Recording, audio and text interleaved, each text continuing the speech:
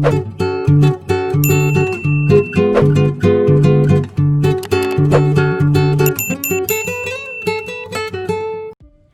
yang selanjutnya ini ada Eubacteria.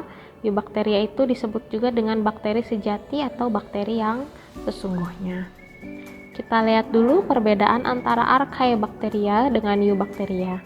Tentang Archaebacteria kita sudah pelajari sebelumnya ya. Dia adalah bakteri yang purba karena mampu hidup di tempat yang ekstrim. Dilihat dari segi dinding selnya, untuk Archaebacteria tidak mengandung peptidoglikan, sedangkan Eubacteria dia mengandung peptidoglikan. Peptidoglikan itu adalah senyawa antara protein dengan gula ya. Peptido itu artinya protein, glikan itu artinya gula. Kemudian RNA polimerasenya di sini ada beberapa jenis, sedangkan Eubacterianya hanya ada satu jenis. Membran selnya ini memiliki rantai hidrokarbon yang bercabang untuk Archaebacteria, sedangkan yang Eubacteria hidrokarbonnya tidak bercabang. Kemudian ketika diberikan antibiotik streptomycin dan chloramphenicol, untuk Archaebacteria ini tidak menghambat pertumbuhan, jadi tidak mati oleh antibiotik dua ini, streptomycin dan chloramphenicol.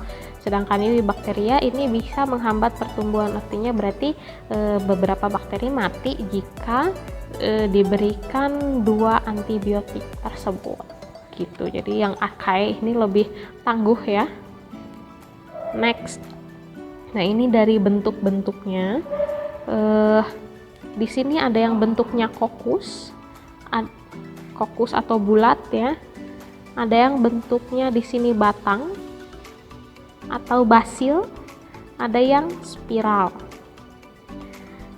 Kalau ini sih bentuknya tidak ada yang satu ya, sebenarnya ada yang hanya satu bulat gini.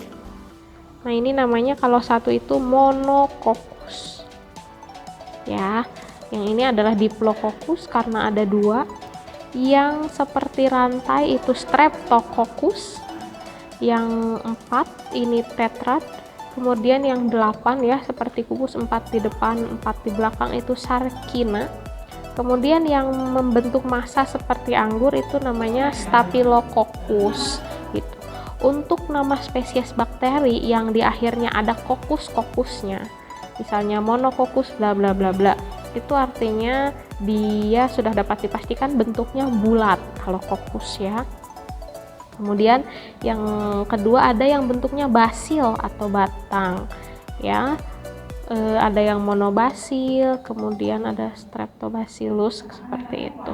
Untuk yang basil biasanya bakterinya juga nama spesiesnya diikuti misalnya dengan lactobacillus ya. Kalian pernah dengar bakteri seperti itu, lactobacillus, bacillus berarti di situ bentuknya batang atau basil panjang gitu.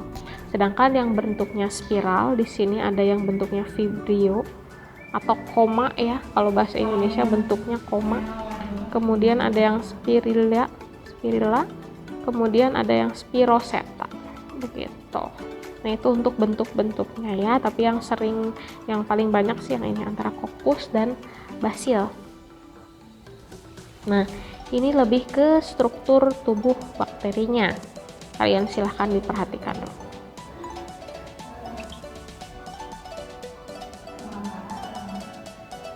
Nah, oke, di sini yang pertama ada flagellum.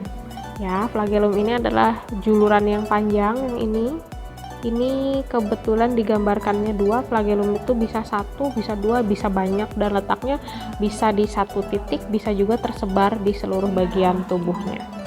Flagellum ini fungsinya untuk bergerak ya, sebagai alat gerak. Kemudian ada tonjolan lain tapi lebih pendek dari flagel, itu namanya pili. Pili itu bisa dipakai untuk reproduksi ya, bisa juga untuk mengenali antar masing-masing bakteri gitu ya, jadi sebagai sensor juga bisa di situ. Kemudian ada yang namanya kromosom. Kromosom itu yang ini ya, yang seperti benang kusut, itu adalah materi genetiknya atau si DNA-nya. Karena dia prokariot jadi tidak memiliki membran ya, tidak memiliki membran inti. Kemudian ada organel, ribosom, yang ini yang titik-titik di tengahnya warna hitam. Ini untuk mensintesis protein. Sintesis itu artinya membentuk ya, jadi bakteri juga punya kemampuan mensintesis protein atau membentuk protein. Ini adalah sitoplasma, cairan dari si selnya. Kemudian di sini ada plasmid. Plasmid itu DNA juga, tapi dia sirkuler atau melingkar, pendek, DNA sirkuler yang pendek. Biasanya ini juga untuk reproduksi fungsinya. Jadi dia dipertukarkan ya saat reproduksi, jadi saling tukeran plasmid. Ini mudah sekali ditransfer antar bakteri kalau plasmid itu. Kemudian ada yang namanya endospora. Endospora ini untuk bertahan dalam keadaan yang tidak menguntungkan atau keadaan yang ekstrim gitu. Saat misalnya kekeringan, kemudian selnya rusak, itu endospora paling tahan ya terhadap cuaca atau situasi yang berubah-ubah gitu. Saat selnya rusak, endosporanya itu tetap bertahan, sehingga nanti kalau lingkungannya kembali normal, si endosporanya itu akan aktif dan menghasilkan sel baru seperti itu. Nah, untuk lapisan tubuhnya ini ada 3, ada kapsul yang paling luar yang warna putih ya. Ini melindungi dari kekeringan juga. Kalau dilihat di mikroskop, kapsul itu seperti lendir ya bentuknya. Kemudian yang di tengah, yang ini yang warnanya abu, itu ada dinding sel. Dinding sel ya untuk melindungi sel, untuk membentuk struktur tubuh gitu. Kemudian ada membran sel, itu lapisan yang paling dalam tapi tipis. Semua bakteri pasti punya dinding sel dan membran, tapi untuk kapsul tidak semua bakteri memiliki kapsul ya. Nah, seperti itu kurang lebih struktur dari bakteri. Nah, ini jenis bakteri berdasarkan flagellumnya. Ya, ada yang flagellumnya hanya 1 di ujung, itu namanya tipenya monotrik. Kalau flagelnya banyak tapi hanya terletak di salah satu sisi aja, itu namanya lovotrik. Kalau flagelnya terkumpul di dua bagian yang saling berlawanan, itu namanya ampitrik, karena ampi itu artinya 2 ya. Kalau flagelnya tersebar di seluruh bagian tubuh, itu namanya peritrik ya, seperti itu. Itu hanya penamaannya saja ya. Oke, cukup sekian penjelasan mengenai Eubacteria, semoga bermanfaat. Terima kasih. Wassalamualaikum warahmatullahi wabarakatuh.